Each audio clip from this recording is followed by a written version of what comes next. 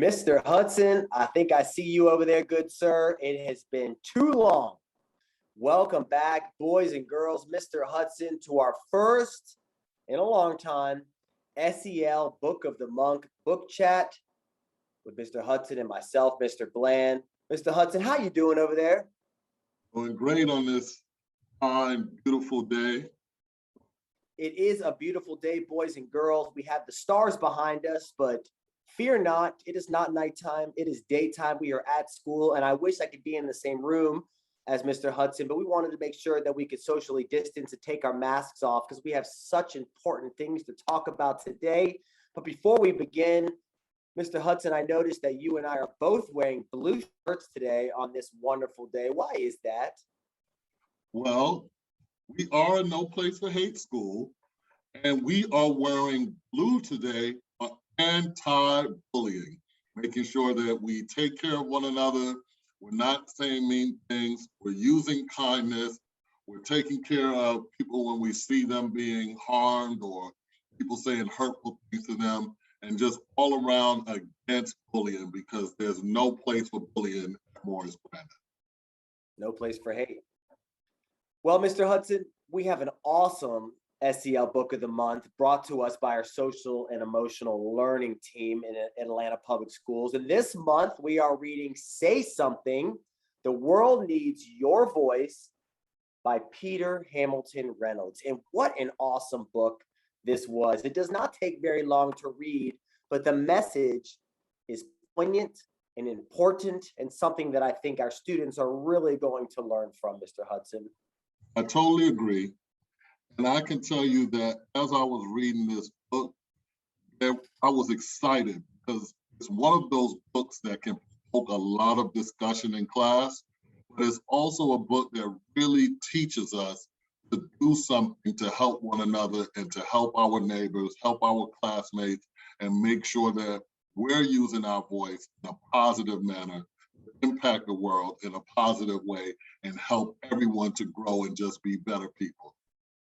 Very, very true and very important. And I think the message of the book is that no matter who you are, what you look like, how tall you are, how short you are, how old you are, is that every voice matters and your opinion counts. And we want to hear your opinion.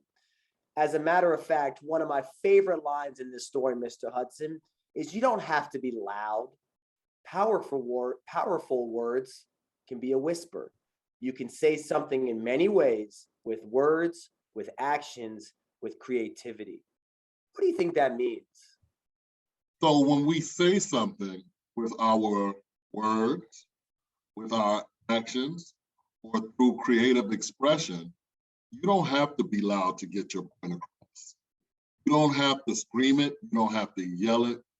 People will look, understand, and enjoy it, because when your message is right, you don't have to force it. When your message is right, people will take hold of it, and join with you in trying to right any wrongs that they see. So we always want to make sure that we're pushing the right message, despite what anyone else says or what anyone else is doing around us.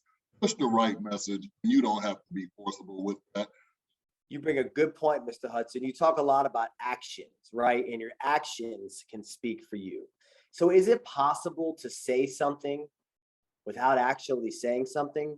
So the book talks a lot about this. And examples from the book are seeing somebody lonely. What can be something that you say or do if you see somebody lonely, Mr. Hudson?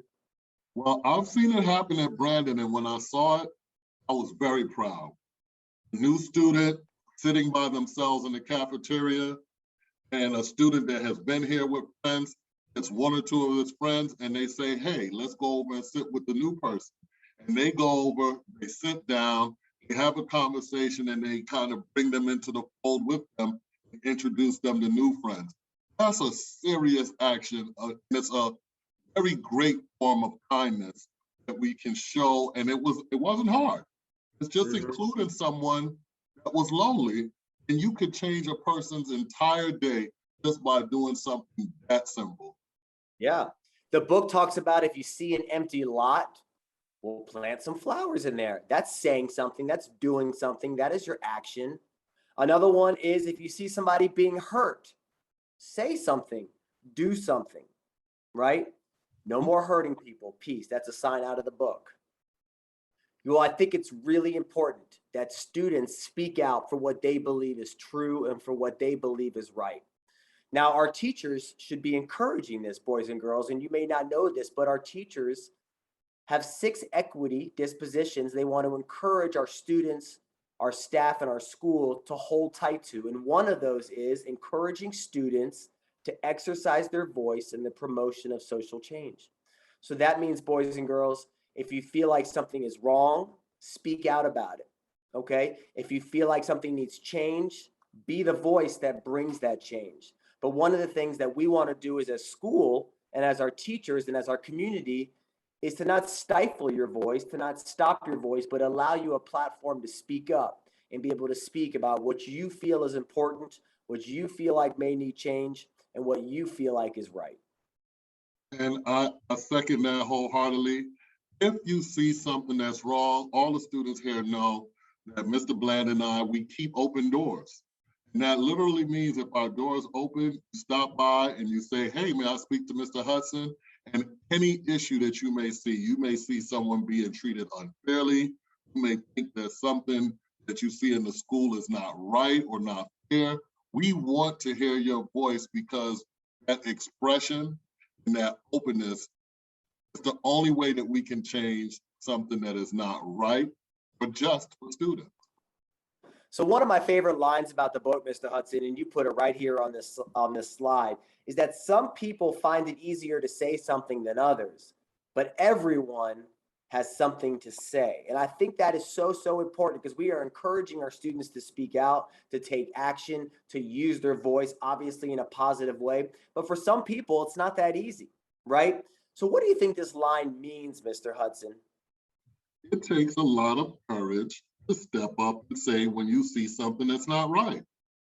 It's not always the easiest thing, but understand and know that when we talk about we encourage it, we'll help you with those things. If you have trouble saying it, you don't know how to say it in the right manner, that's what we're here for. We're here to support you through that. Your teachers are here to support you through that. But when you see something that you feel that is wrong, then we encourage you to speak up and to get that courage within you to be able to say it. Because the first person to say something, it really takes a lot of courage. It really takes a lot of bravery for them to step out and say something. Yep. And it doesn't matter if you're a kindergarten or a 5th grade, but everyone has something to say. That's right. And so one of my favorite lines in the book as well is you can say something in so many ways, with words, with action, with creativity. And so sometimes you don't have to say what you'd like to say in words. You don't have to actually speak it, but there are different forms of expression. Like Mr. Bland talked about actions earlier, but there's also creativity. You have writing, you have poems, you have art. There's so many forms of expression where you can show your feelings and speak out when you see something that is wrong. So the book says, the world needs your voice. And this child here is saying, mine? Because a lot of times children think they don't have a voice, but you have a voice.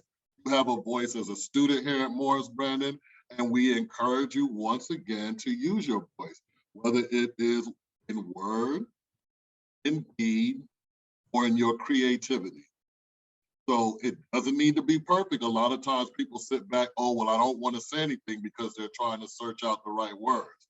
And as long as it's from your heart, like it's saying here, use it. These are just different ways that you can express your voice and your opinion. If you see an empty lot, say something by planting a seed and watching it bloom. So I love these 2 pages. This is the first thing you see when you open up the book, Mr. Hudson. Which one of these quotes do you think stands out to you the most? Mr. Bland, taking a look at this, I really love, may kindness be your compass. Because a compass tells you which direction to go. And so if kindness is the answer, then that means we always go with kindness first. We let kindness lead us. So we make sure that we treat people with compassion. We treat people nicely. We understand where people are coming from, and we help them go down the right path towards kindness. Which one stands out for you, Mr. Bland? So mine was hate has no home here. And I think it's a perfect quote for this month, No Place for Hate month, kicking off anti-bullying month today. We're wearing our blue shirts, and I think it's pretty self-explanatory that kindness is the home at Morris Brandon and hate has no home here. Well, Mr. Hudson, we learned a lot from Say Something by Peter Hamilton Reynolds. Boys and girls, if you haven't had a chance to read this book yet, hopefully your teacher will. But Mr. Hudson, I can't wait to see you next month at our next SEL Book Chat. All right. See you in November. See you in November.